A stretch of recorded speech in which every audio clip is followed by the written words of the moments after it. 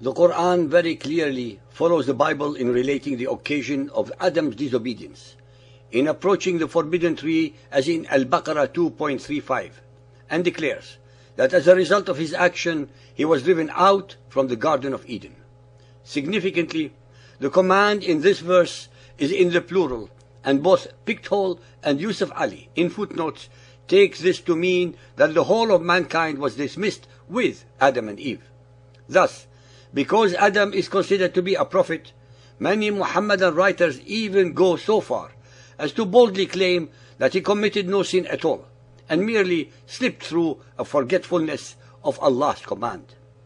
Ali, in his The Religion of Islam, page 201, tries to explain that there was no intention on the part of Adam to disobey the divine commandment.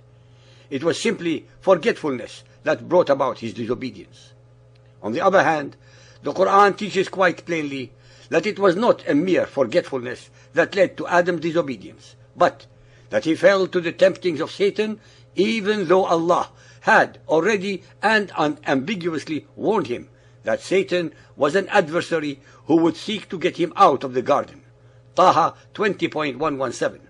Satan allegedly said to him, "O Adam, shall I lead thee to the tree of eternity and to a kingdom that never decays?" Taha 20.120. Even though this was the very tree forbidden to him, Adam chose to believe Satan and disobey Allah. If this is not a sin, what is? In another passage, we find further evidence that Adam's transgression can hardly be excused as an act of forgetfulness.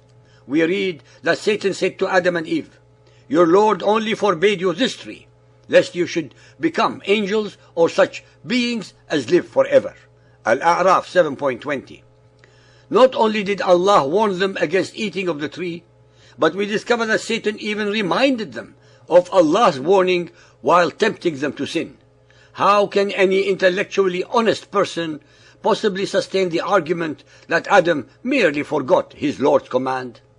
Satan's reminder aside, it is surely too hard to believe that Adam could have been so utterly stupid as to forget the one and only thing prohibited to him, especially since the order came directly from Allah himself. Furthermore, if this were only a minor mistake, why was his and his wife's penalty so severe? The permanent banishment of the couple and the whole of a human race with them from the Garden of Eden. Again, if Adam did not really commit a sin and was a sinless prophet, who then introduced sin into the world, and what are its consequences?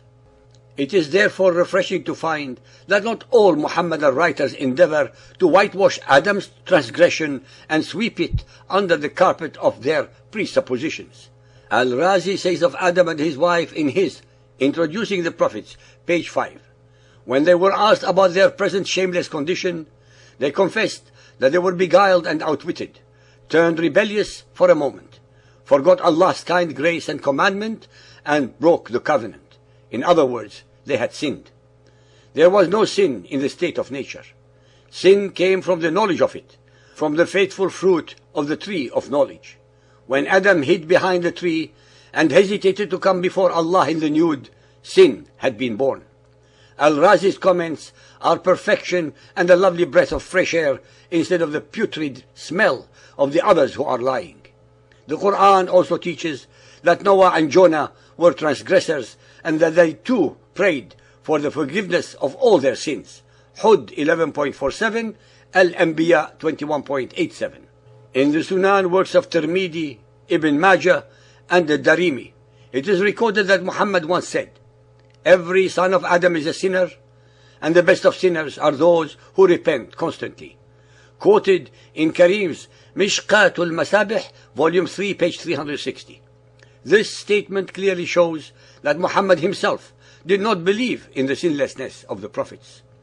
Not only does the Quran teach that many of the former prophets prayed for the forgiveness of their sins, but it expressly states that Muhammad himself needed forgiveness for his transgressions. Surah Muhammad 47.19.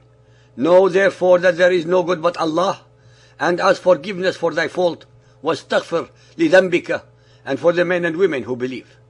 Al-Fath 48.1. Verily, we have granted thee a magnificent victory, that Allah may forgive thee, لِيَغْفِرَ لَكَ, thy faults, ذَنْبِكَ, of the past and those to follow. Once again, Muhammadan commentators find it hard to reconcile such teachings with the doctrine of Isma of the prophets. Therefore, their attempts to explain away these verses are hardly successful. The words in Muhammad 47:19, which Yusuf Ali translates as, and ask forgiveness for thy fault, وَاسْتَغْفِرْ لِذَنْبِكَ, are exactly the same words used in Surah Yusuf 12.29 about Zulaykha, the Muhammadan name for Potiphar's wife, as is commanded by her husband to repent for her desire to seduce Joseph. In her case, Yusuf Ali translates the expression to ask forgiveness for thy sin and not thy fault. There can be absolutely no doubt that this is the obvious meaning of the text, but Ali substitutes fault for sin in 47:19 purely because it is Muhammad's own misdemeanors that are spoken of in this verse. The object is to water down the meaning of the word dhanb in this case to natural human weaknesses not considered to be actual sins or transgressions. What was a sin in Zulaykha's case conveniently becomes a fault in Muhammad's, even though the same word is used in both cases. Yet, this is another example of another inconsistent Quranic exegesis caused by the Isma doctrine. Muhammad Ali says that the word dhanb as used in Surah 48.2, that there is no imputation of sin, but only of human shortcomings. This is a further example of the methodology that deliberately dilutes the meaning of words so as to sustain the doctrine of Muhammad's sinlessness.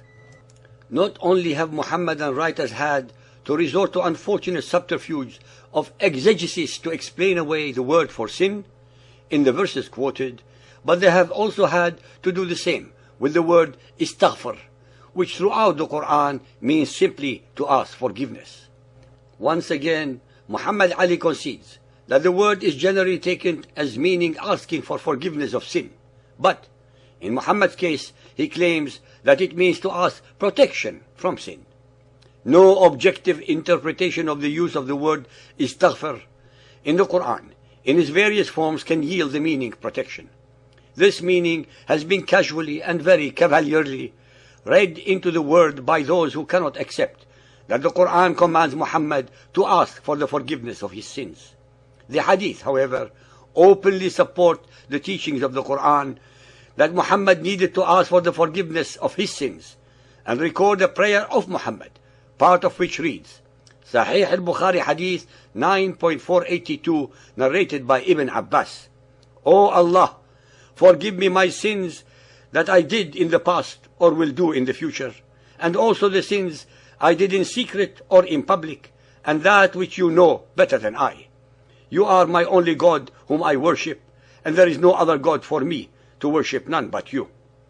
It is fair to conclude that the earliest sources of Islam had the honesty not to teach that the prophets were sinless, but, on the contrary, assert that many of them, including Muhammad, were sinful. So-called believers and unbelievers, as we have repeatedly and unerringly shown in chapter after chapter, it is by divine justice that Muhammadan Islam is totally annihilated by the very ahadith that explain the Quran and Muhammad's Sunnah to his followers.